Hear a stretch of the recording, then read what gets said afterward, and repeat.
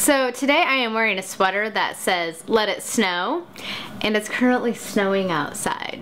So it's kind of perfect. Now if only the snow would stick, because that it is not doing. Hello everyone, it is Sam and I hope you guys are having a great day today. I am here today to talk about books I read before Booktube. The books that are popular or kind of popular on Booktube that I read before Booktube was the thing. So basically this is my hipster video where I read them before they were cool.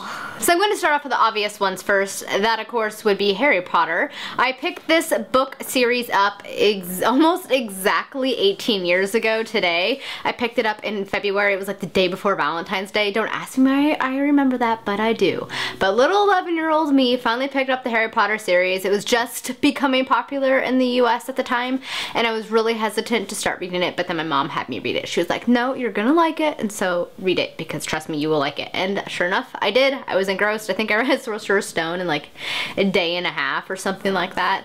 And only the first 3 books were out at that time period, and it didn't take me long to read those 3 books. And then I then proceeded to reread them many times before the 4th book came out. So this is definitely one that I read before Booktube. The next one on my list is The Lord of the Rings trilogy and The Hobbit by J.R.R. Tolkien. Now I think the trilogy has been consistently popular over time, though I do think its popularity has ebbed and flowed with the times. But I read this before the Peter Jackson films were done.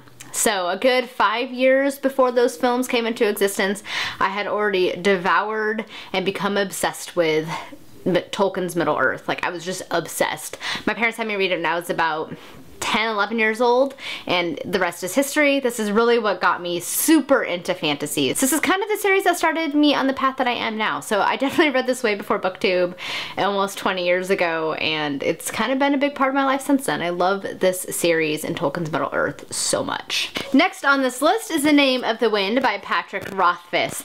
I actually picked this book up when it was first published, so way back in 2008. I got it for Christmas about 2 months after it was released, and I don't know, I just fell in love with the story, and the rest is history. I actually learned a couple years ago this cover apparently is really rare. I had no idea. The more you know. But now I kind of don't want to read it because I don't want to like ruin it, but that's a thing. But I don't know, I just really like the story. I know this is a very polarizing series. Some people love it and some people hate it.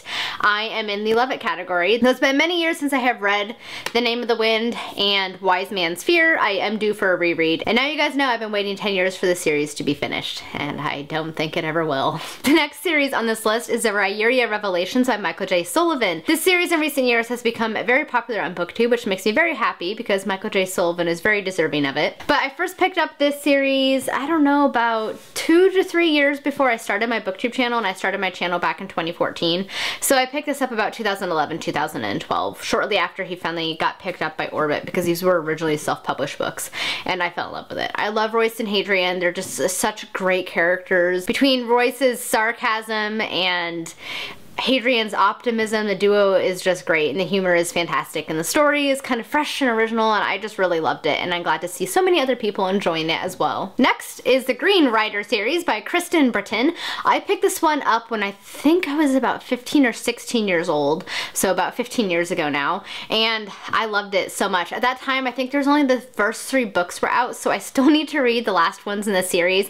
I do actually plan to pick this one up again this year and reread the first 3 books so I can read the last books in the series, but needless to say, high school me was in love with this series. I just loved the main character and everything about it. It was like everything I was looking for in a novel at the time, because I had just finished reading all of Tamora Pierce's books at this time period, and I was obsessed with like strong female protagonists who like kick ass and stuff, which this character does. So I'm glad to see this is another one that's been getting quite a bit of love on Booktube lately. Another trilogy that I read before Booktube is the Hunger Games trilogy by Suzanne Collins, which I think everybody did at the time period that I read this. It was like right after I graduated from college, so about 2011, and I kind of had a love-hate relationship. I really liked the first couple of books. I thought they were kind of, you know, fun and exciting, and then the last book I hated.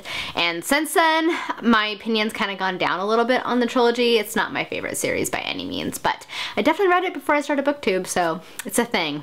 The next author I want to mention in this video is Juliet Marillier, particularly her Seven Waters series. I picked this one up in college, so about 10-ish years ago now, and I I fell in love with it. I just loved everything about this series because it combined a lot of my favorite things, which was fae stories in Ireland, because I started to become obsessed with Ireland when I was in high school, and that has carried on to this day. And I loved the fact that it took place in Ireland, and it featured the fae, and it featured a story from Irish mythology, and I loved everything about it. And I have seen a lot more people picking up her works in recent years, and that's made me very happy because she's definitely a wonderful author who particularly excels at fae stories. The next author I want to talk about is one that I just mentioned a little bit ago, and that is Tamora Pierce herself. I discovered Tamora Pierce in high school, my freshman year of high school. There was a girl in my gym class, Whitney, who I became friends with, and she introduced me to her, and she lent me her books because she had all of them, and I became obsessed. Like, I was obsessed with these stories because it was everything I wanted.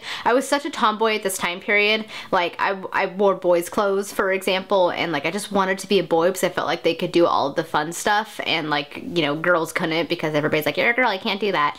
And then I read Tamora Pierce's books, and I'm like, oh my god, here is this chick who's dressing up like a boy to become a knight because girls kick ass too. And I was like, yes, I am all about this. And I just loved it, and I became obsessed. So I will forever thank Whitney, wherever you are out in the world, because I have no idea what happened to you.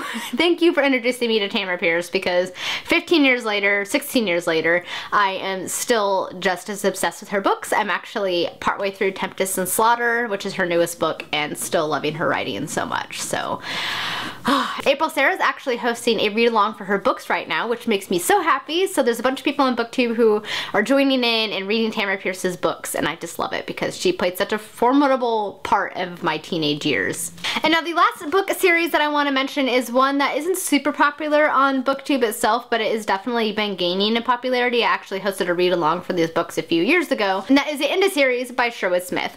I am obsessed with this series, and I have been since college. I remember reading this series when I should have been studying, but I couldn't put it down. I just needed to know what was going to happen. I was obsessed with the story. This is like my Game of Thrones. There's so much political intrigue and different people vying for power, and oh, there's just so much going on, and I absolutely love it. And I've seen so many more people picking it up and enjoying it as well, which makes me super happy. It's definitely not a series for everyone. It's a little bit dense, and it can be a little bit confusing and convoluted because there's so many characters, and characters have more than one name, so it can get a little bit like overwhelming and intimidating for some people, but I assure you it's worth it.